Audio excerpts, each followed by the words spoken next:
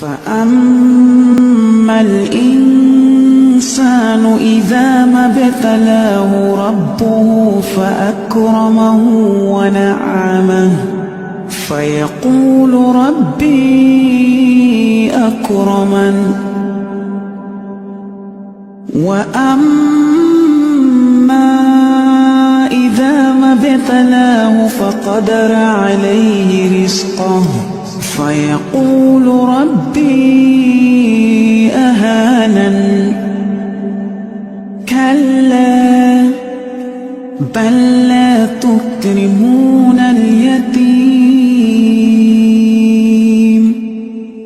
ولا تحاضون على طعام المسكين وتأكلون التراث أكلا لما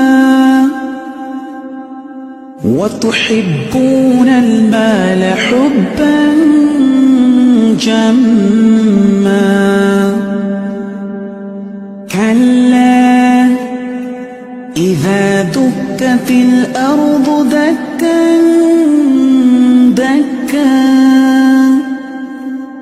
وجاء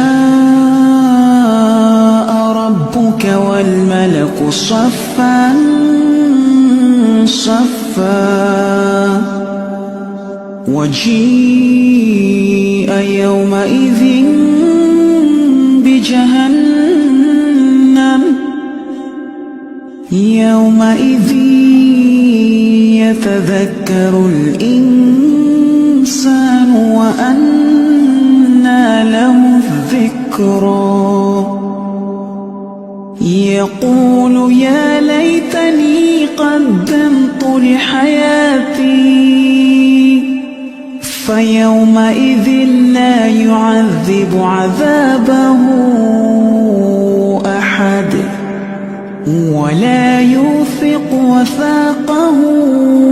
أحد يا أيتها النفس المطمئنة ارجعي إلى ربك راضية